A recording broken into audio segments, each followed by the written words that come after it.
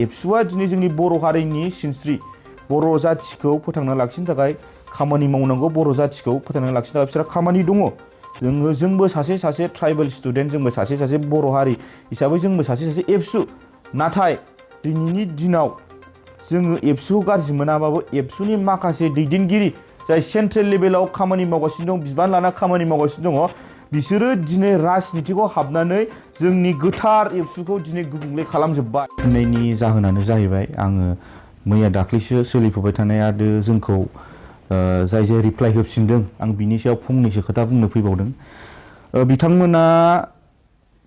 खोथाया बुंनाया मा खोथाजों बुंदों आं बेखौ बुजिनो मोनासै मानो होनबा बिथांमोनहा दिनैनि दिनाव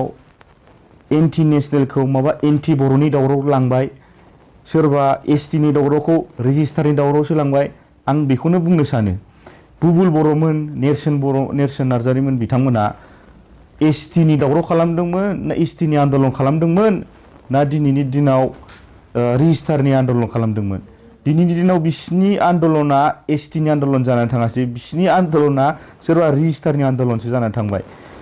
जा गोदान रेजिस्टार फैदों बिसोर सानैबो एसटि बिसोरबो जोंनि सम्पति बिसोरबो बर' हारिनि मानसि सानैबो बर' दा बिसोरखौलाय सानदोंना सानाखै बिसोरखौ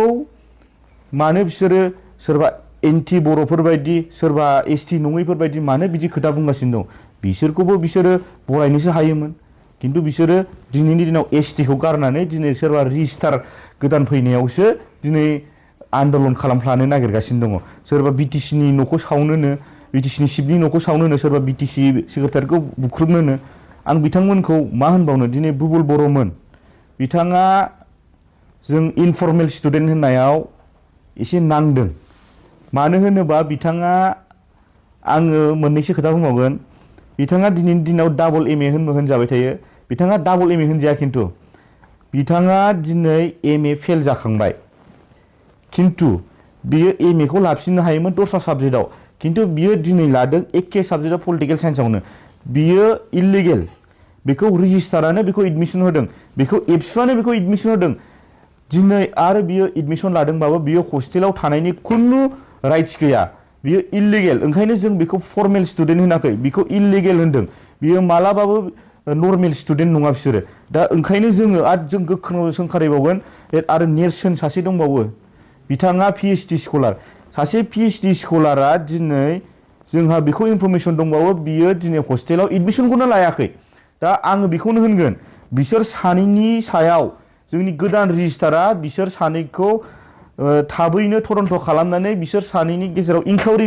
बसायनांगौ बिसिनि एडमिसना नंमारगौना नंमारा बिसिनि एडमिसना जामारदोंना जामाराखै दिनैनि दिनाव बिसोरो फर्मेल स्टुडेन्ट नंगौना नङा दा आरो बिथांमोना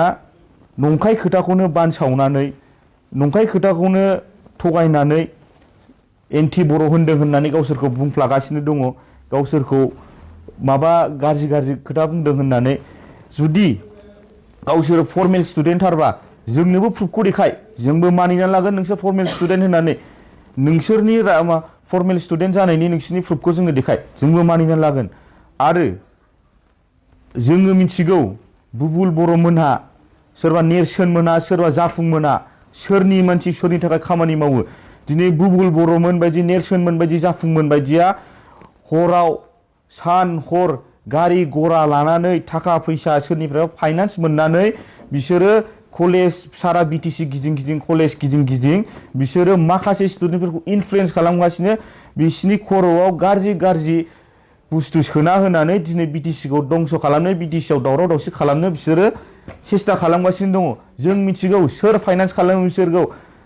जों नामसो लाथ'वा खिन्थु आं फंनैसो बुंनो सानगोन आगुनि चिफ मानगोनां प्रमद बर'जों थाफाग्रा सानैसो पिएसफोर दङ बिसिनि डाइरेक्सनाव सोरबा सेन्ट्रेल एबसुनि थानाय बिबानगिरिफोरनि डाइरेक्सनाव दिनै बिसोर गारि गरा लानानै बुबुल बर'मोन नेरसोनमोन बायदिया दिनै गारि गरा लानानै बेराय कलेज आलदा कलेजाव बेराय माखासे नर्मेल स्टुडेन्ट माखासे मोजां स्टुडेन्टफोरखौ थगाय थसि खालामनानै दिनै दावराव दावसि खालामनो दिनै सेस्था खालामगासिनो दङ जोंनाव गासिबो थन्न जोंनाव रिपर्ट दंजोबो आरो नेरसोन बिथाङा होनदोंना बियो सासे स्टुडेन्ट बियो सासे निउट्रेल स्टुडेन्ट आं बेखौ बुंगोन बिथाङा सासे UPPL नि सासे मेम्बार इउथनि मेम्बार जुदि बिथांखौ आङो प्रुफ होयोबा नोंथांमोना मा होनगोन जोंनाव बिसिनि फटक दङ बिसोरनि फ्लेग दङ बिसोर फ्लेग गाननाय बिसिनि UPPL नि फ्लेगजों फटक लानाय जोंनाव टन्न दिनै फटक दङ बिसोरो केम्पिनाव ओंखारो UPPL नि केम्पिनाव ओंखारो सोरबा फेरेंगाजोंबो ओंखारफायो आगुनि फेरेंगा बिसोरजोंबो दिनै खिथु बेरायनानै दिनै इलेक्सन केम्पिं खालामफादों दिनै मानो UPPL नङा बिसोरलाय ओंखायनो बिसोरो वान साइडेड जानानै हाग्रामा महिलारि खौ गाज्रि बुंनानै बिसोरो BPF सरकारखौ दिनै गाज्रि नाम सुनो मुं सुनो टारगेट खालामगासिनो दङ बे गासिबो दिनैनि दिनाव UPPL आरो सेन्ट्रेल एबसुनि निर्देशआव जागासिनो दङ आरो आं फंनैसो खोथा बुंबावगोन दिपेन बर' सारा मानगोनां दिपेन बर' सारा फंनैसो खोथा बुंदोंमोन ससियेल मिडियायाव दे जों नुनो मोनदों दे न'खरावबो राजनितिक समाजावबो राजनितिक सोलोंथायावबो राजनितिक फैदों होननानै खिन्थु बे खोथाया मारै बेयो राजनितिकखौ सोर खालामगोरा सार राजनितिकखौ नोंसोरसो खालामग्रोदों 2022 नि स्टुडेन्ट इलेक्सन इउनिभारसिटिनि स्टुडेन्ट इलेक्सनाव दिनै सोरबा GS देरहानायाव दिनै नेरसोनमोन बायदि देरहानायाव दिनै एबसुनि मदद होजानाय देरहानायाव दिनै मानो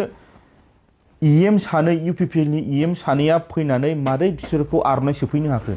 ना एबसुजों UPPL जों लिंक दंमारो नामा दिनैनि दिनाव एबसु आरो UPPL ज' होनबा दिनै मानो गन्थङाव दै हाबो होनबालाय नंमारगौ नामा दिनै एबसुजों मदद होजानाय स्टुडेन्ट इउनियन इलेक्सनाव दिनै मानो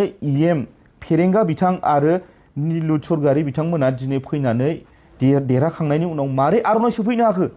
बिथांमोना बेखौ बुंगोन होनबालाय दिनैनि दिनाव इन्स्टिटिउसनफ्राव दिनै सोलोंथायाव राजनितिक लाबोग्राया सारमोना नोंसोरसो सिगां जोङो दिनै एबसुखौ दिनै जों रायनो थाङाखै एबसुआ दिनै जोंनि बर' हारिनि सिनस्रि बर' जाथिखौ फोथांना लाखिनो थाखाय खामानि मावनांगौ बर' जाथिखौ फोथांना लाखिनो थाखाय बिसोरहा खामानि दङ जोंबो सासे ट्राइबेल स्टुडेन्ट जोंबो सासे बर' हारि हिसाबै जोंबो सासे एबसु नाथाय दिनैनि दिनाव जोङो एबसुखौ गाज्रि मोनाबाबो एबसुनि माखासे दैदेनगिरि जाय सेन्ट्रेल लेभेलाव खामानि मावगासिनो दं बिबान लाना खामानि मावगासिनो दङ बिसोरो दिनै राजनितिकआव हाबनानै जोंनि गोथार एबसुखौ दिनै गुबुंले खालामजोब्बाय